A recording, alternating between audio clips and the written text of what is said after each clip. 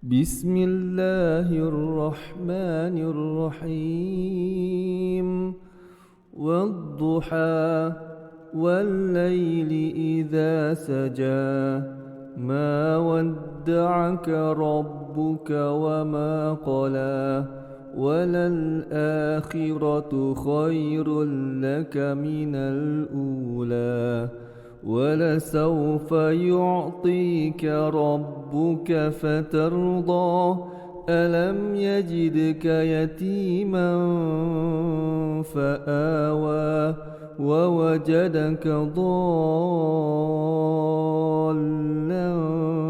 فهدى ووجدك عائلا فأغنى فأما اليتيم فلا تقهر وأما السائل فلا تنهر وأما بنعمة ربك فحدث. Assalamualaikum warahmatullahi wabarakatuh. Pada semua murid tahun 6 yang Ustaz kasihi sekalian, apa khabar semuanya? Bertemu sekali lagi dengan Ustaz pada pelajaran kali ini, iaitu kefahaman surah Ad-Duha, pendidikan Islam dalam bab tilawah Al-Quran. Anda boleh buka dalam buku teks pendidikan Islam muka surat 26 untuk merujuk tajuk ini. Tadi telah pun dibacakan surah Ad-Duha bersama dengan pengertiannya. Ya, Ustaz harap semua murid-murid dapat membaca surah Ad-Duha dengan baik. Insya-Allah pada kali ini kita akan membincangkan serba sedikit berkaitan dengan surah Ad-Duha. Mari kita lihat dialog antara ayah dan juga anaknya yang bernama Naim ini.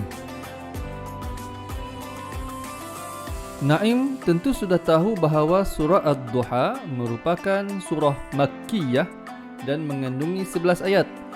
Surah ini dinamakan Ad-Duha kerana Allah telah bersumpah dengan waktu duha di permulaan surah. Ya ayah, Ustazah ada menceritakan tentang sebab penurunan surah Ad-Duha.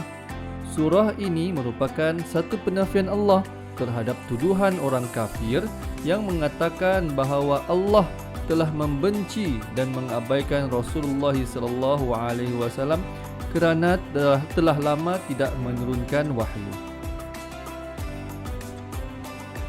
Baiklah murid-murid sekalian, Ustaz telah berikan sedikit gambar rajah supaya senang untuk mengenal pasti pengenalan surah Ad-Duha ini. Yang pertamanya disebutkan tadi berkaitan dengan surah ini di mana diturunkan. Surah ini tempat diturunkan iaitu Mekah. Maka dinamakan setiap surah yang turun di Mekah dinamakan sebagai surah Makkiyah. Jumlah ayat dalam surah Ad-Duha semuanya mengandungi 11 ayat. Kenapa dinamakan surah Ad-Duha? Dinamakan surah Ad-Duha kerana Allah telah bersumpah dengan waktu duha di permulaan ayat. Wad-duha, demi waktu duha. Maknanya Allah bersumpah dengan waktu duha pada permulaan ayat yang pertama itu tadi. Apa pula sebab penurunan surah ini? Surah ini merupakan satu penafian Allah terhadap tuduhan orang kafir yang mengatakan bahawa Allah telah membenci dan mengabaikan Rasulullah SAW kerana telah lama tidak menurunkan wahyu. Ya, memang Allah telah lama tidak menurunkan wahyu kepada Nabi SAW, dan pada ketika itu orang kafir menyindir Rasulullah dan juga mengatakan perkara-perkara yang tidak baik kepada Rasulullah SAW kerana telah lama wahyu tidak diturunkan. maka Allah turunkan surah Ad-Duha ini sebagai penafian tuduhan orang kafir yang mengatakan bahawa Allah telah membenci dan mengabaikan Rasulullah. Sebenarnya tidak.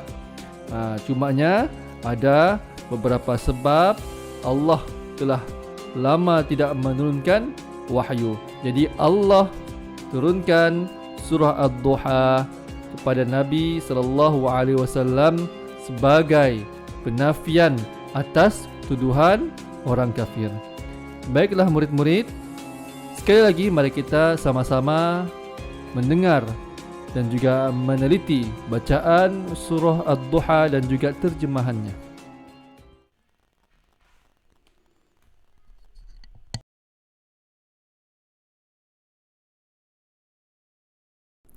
Bismillahirrahmanirrahim. Wad-duha wal-laili idza saja. ما ودعك ربك وما قلى وللآخرة خير لك من الأولى ولسوف يعطيك ربك فترضى ألم يجدك يتيما فآوى ووجدك ضالا فهدى ووجدك عائلا فأغنى فأما اليتيم فلا تقهر وأما السائل فلا تنهر وأما بنعمة ربك فحدث.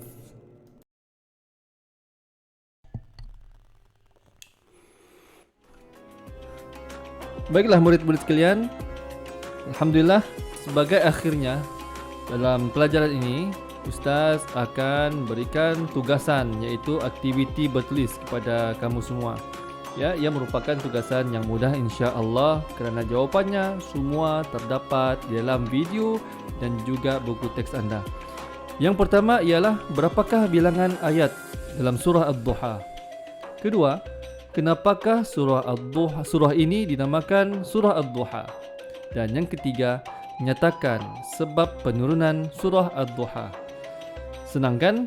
Insya-Allah kamu selesaikan tugasan kamu ini dan seperti biasa hantar kepada Ustaz tugasan yang telah selesai supaya Ustaz dapat membuat semakan dan juga membuat penilaian hasil tugasan anda semua. InsyaAllah bertemu lagi kita pada pelajaran yang akan datang. Jangan lupa untuk bahagian yang kedua tajuk ini insyaAllah. Salam hormat semuanya. Assalamualaikum warahmatullahi wabarakatuh. Bye-bye.